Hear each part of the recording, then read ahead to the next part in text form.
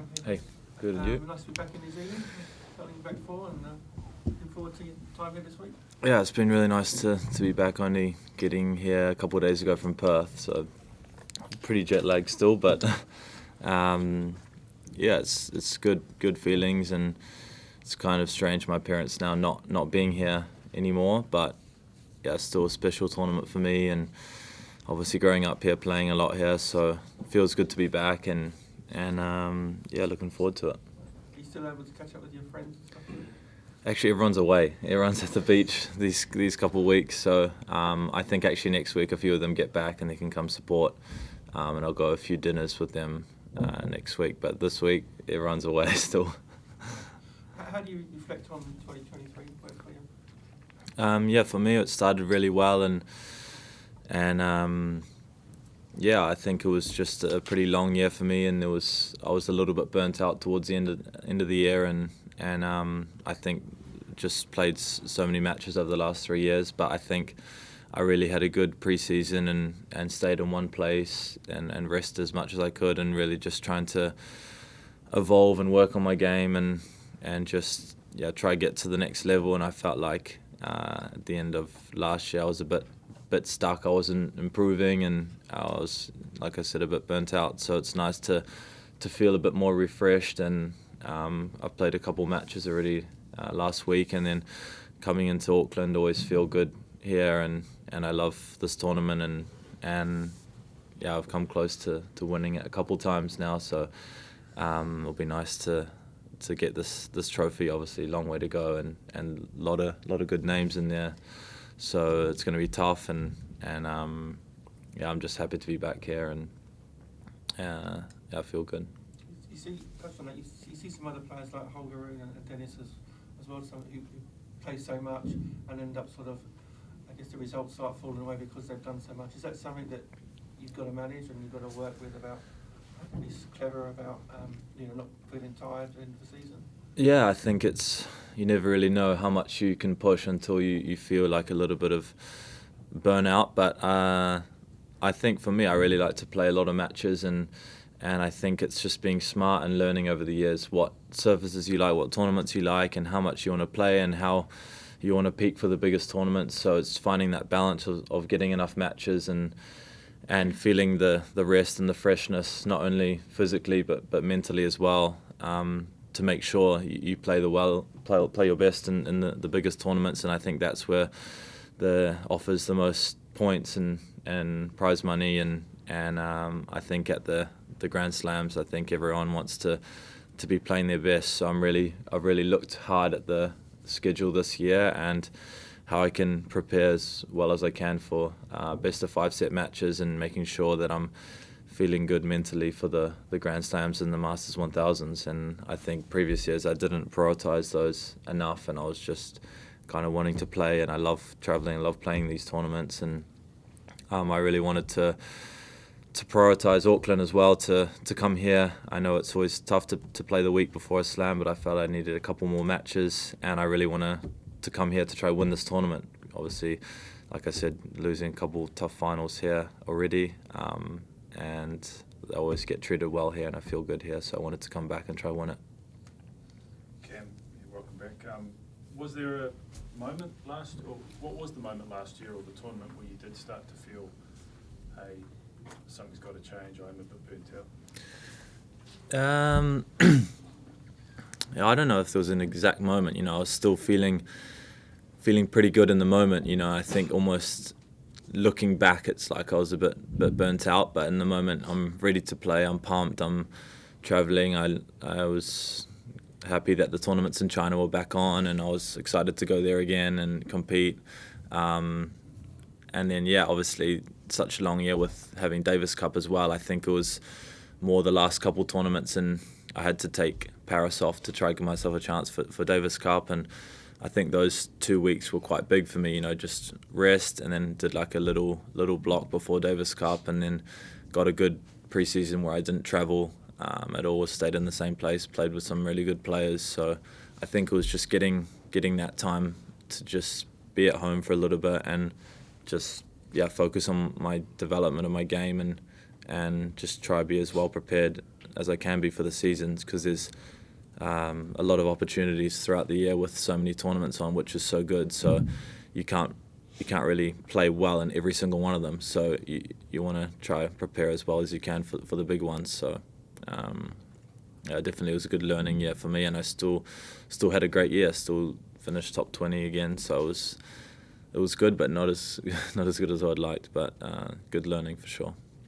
And apart from prioritising your schedule, you have some other plans about resetting, and as you said at the start, taking your game to a new level? Yeah, I think just trying to work on my game, and I think a lot of players got to know my game. I was becoming quite predictable, so just trying to just play a little bit more aggressive and work on other areas of my game, and I think that block kind of at home where you're not travelling, you can get a chance to really work on a few different things that you don't really do that much, and you can't practice them that much throughout the year. Obviously you're playing a lot of matches, so I think just looking to ways to evolve, and obviously I know how I want to play, so just a few points here and there, just looking to come forward a little bit more and executing those plays as well. So I'm not going to change too much, and just getting back to seeing the game fresh, and I'm excited for the year. Does it show how far you've come that you're actually a bit disappointed? And you're still in top 20, and a lot of guys would dream about being top 20. Yeah, for sure. I think it's expectations as well. It's only ever expectations, so you got to go and back it up, and I think it's, looking back, it's so lucky to have the schedule that I have, and going travelling around playing these amazing tournaments, and even the schedule I have now. I'm got after Australian Open going to South America. I love playing there, and I'm just excited. Went through the whole season, and I'm pumped. Just seeing the tournaments I get to play and the places I get to go is really cool, and I'm not really sick of the travelling or anything. I'm still loving it, and I'm still have a really good team around me, so I'm pretty lucky. What do you think of this field? Pretty stacked, honestly. I think even the qualies too. I was just looked at the qualies last night, and usually it drops off a little bit towards the end, but no, it's so strong, and I think Nico's done a great job of getting some really strong players here, and if you just look, no easy matches there. The depth is unbelievable, and everyone wants to get a few matches before Australian Open, and hopefully the weather can hold out like it did for the most part for the women's tournament. So it's looking really strong. Cam, welcome back. Thanks for being honest about your fatigue and how that's affecting you. Is it something that you feel like you have enough support around with your team and within the occupation that you do? For sure, my team's been great with me, and lucky I get to have team members that are so committed, and they love the tour, they love travelling with me. So I think I've built a really good team around me, and I wasn't massively fatigued. I think it's small, very minor things that make a big difference. The margins are so small and the players are so good that if you drop very slightly, then someone's there on your heels ready to take your place. So and I think with that, then maybe a little bit of lack of confidence comes. So it's all very small margins, and my team's been great with me, and I'm really excited to prove myself again for this year. So it's not just an issue in tennis, it's just a big issue just around sport itself. Is it something you and the rest of the players talk about quite a lot? What? Like fatigue, just feeling burnt out, that sort of thing? For me, it hasn't happened too much. I love travelling. I love the sport. I love the practice, and love trying to get better every day. And the tournaments are kind of a bonus to be able to compete and play tennis for a living. So for me, it very rarely happens, and I think really lucky to play. So I'm not really talking about it too much. I think it's amazing that we have so many opportunities throughout the year to make money and to play tournaments and compete. you can kind of pick and choose your schedule. You don't have to go and play every week, but yeah, I think you just need to, for me anyway, I'm just trying to learn, and I'm still 28 years old and I've got some really big years ahead of me, so I'm still learning and still trying to evolve and improve my game like everyone else. So it's just learning and trying to manage that as best I can. I'm, like I said, really lucky to have a good team and committed team that really wants to travel with me and do a lot of weeks, because it's not really easy to find those people, especially in our sport, that have like families, you know, that they can't travel too much. So I think I'm quite lucky. Anything else? Anyone else? Nico, Hang on, Dave. Hang on, just. I was just going to say, Yeah, sorry, how much do you enjoy the ASB Classic, and will you continue to be a regular until you win? Yeah, hopefully.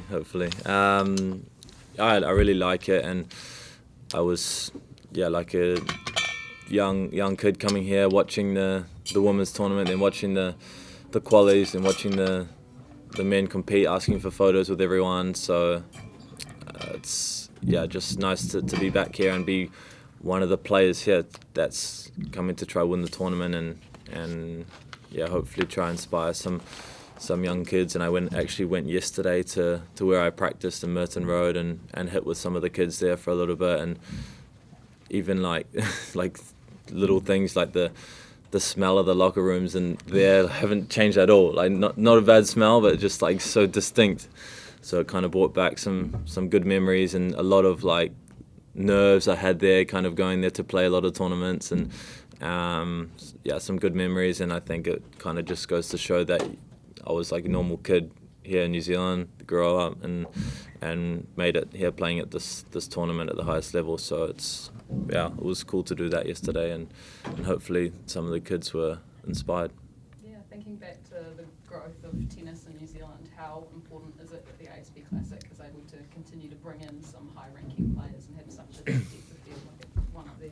Yeah, for sure. I think it's great to have these 2 weeks, not only the men's tournament but the women's tournament as well. And I think it's really good, and obviously it'd be nice to have a few more tournaments in New Zealand, maybe some challenges or another ATP. Obviously it's tough with the schedule being so far away, but I think everyone does a good job, and they manage the tournament so well, and everyone wants to come and watch when they're back in New Zealand for this. I'm back in Auckland for this time of year, so I think they do a really good job. And for me, I was always loving this tournament and coming to watch, so it always brought a couple big names, and the depth is great, and you could probably go and watch any one of these matches next week and it's going to be unreal level. And it's a lot of 50-50 matches there, so some for sure good matches to watch. Michael, Just wondering, as a big All Blacks fan, did you make it to any World Cup matches? I did actually. I went to the final. Yeah, it's a good one. What did you think? Was that recap? It was crazy, you know, like just going there, and I was in Paris for the tournament. Obviously, had to pull out, but I could go enjoy it, and just the atmosphere and all the Kiwis there. It was, amazing match, and everyone put it on the line, and it was really surreal. Tough result, and obviously probably everyone here's talked about that enough, but I really enjoyed it, and the French did a really good job organising everything, and the stadium was great. I had really good seats, and it was an unbelievable experience for me. David, finally. I'm just mindful of Cam's time because I know he's got to practice. So, Okay. Any more questions for Cam, or can we?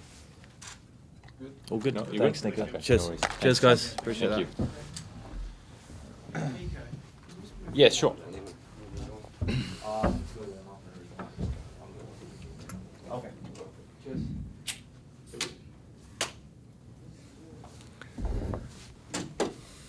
I'm just going to ask, when were you able to tell Dennis that he can stand down? Last night, we got the information last night. But basically we were informed that Manarino and Struve pulled out, which freed the spot for, allowed Gail to get in. So then we had the workout for Dennis. So Dennis been informed last night.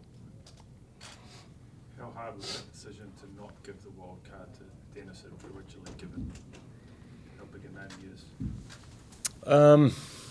I mean, you always want to support the top players, but I guess we were not informed of Dennis' plan early in the process, so he was not on our list. Obviously, we wanted to support Richard, coming back as the defending champion. But ever since, we've been in touch with Dennis' team, and we've always had a feeling that there would be a way for him to get in. So, he had the two options between Adelaide and Auckland. Obviously, there was a much better chance for him to get into Auckland, which is why he decided to travel here.